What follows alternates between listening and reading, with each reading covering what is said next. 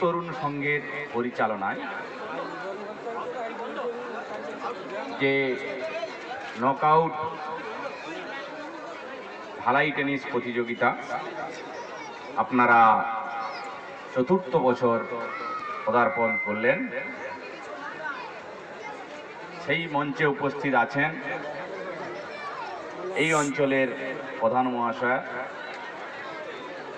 শেখ আব্দুল মান্নান, উপস্থিত আছেন মাস্টারমশাই শেখ মনসুর বাবু, উপস্থিত আছেন বাপ্পাইতদা, উপস্থিত আছেন শেখ মাসুদ্দা, উপস্থিত মঞ্চে উপবিষ্ট সবাইকে আমার সবার পরিচয় নেই, তাই আমি নামগুলো বলতে পারছি না, কিন্তু সবাইকে যথাযথ শ্রদ্ধা সম্মান জানাই।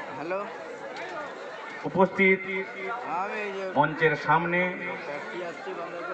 সমস্ত যুব সমাজের তরুণ তাজা নকআউট ঢালাই টেনিস খেলায় উদ্বুদ্ধ এবং খেলার ভালোবাসা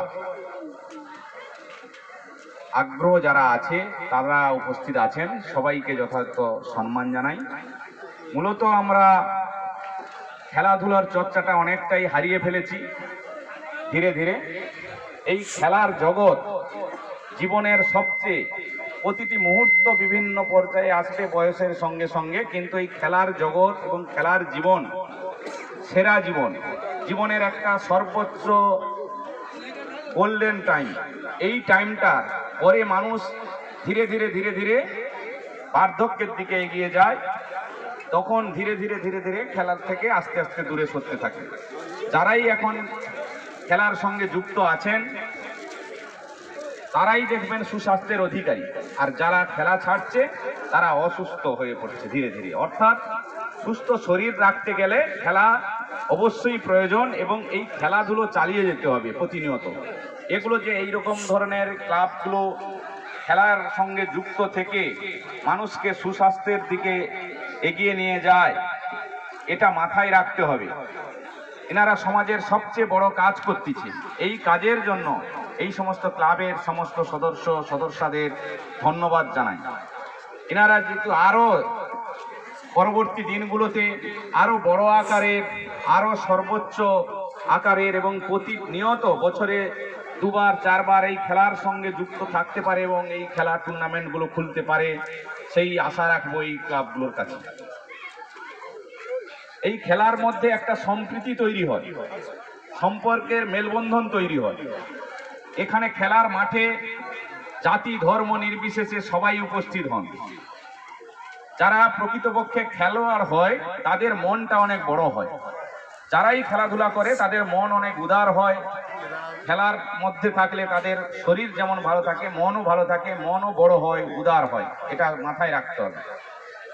আমরা যে বর্তমান পরিস্থিতি প্রেক্ষাপটে যে একটা আবহাওয়া তৈরি হয়েছে, অপ্রীতিকর বিভাজনের পরিবেশ পরিস্থিতি, যেহেতু এটা একটা ক্লাব, হয়তো একেবারে পুরো খোলামেলা রাজনীতির কথা বলে দিলেন, কিন্তু আমি পুরো সম্পূর্ণ রাজনীতির কথা বলবো না। তবে বাংলায় যে বিভাজনের রাজনীতি শুরু হয়েছে তার থেকে সবাই সচেতন হন এবং সম্প্রীতির মেলবন্ধনে জীবন কাটান, তাতে দেখবেন মানুষের দীর্ঘ আয়ু এবং সুস্বাস্থ্য বহন করবে।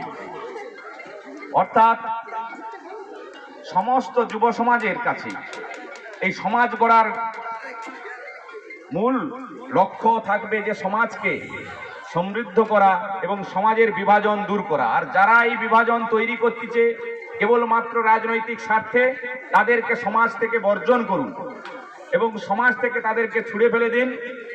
নিশ্চয়ই সামনে এই বাংলা প্রতি যে বঞ্চনা, বাংলার প্রতি যে অবিচার, সেই অবিচার, মিথ্যা এসআইআর নাম করে অজস্র একটি নির্দিষ্ট জাতিকে আক্রমণ করা, এগুলো থেকে একটু সতর্ক হন, সচেতন হন।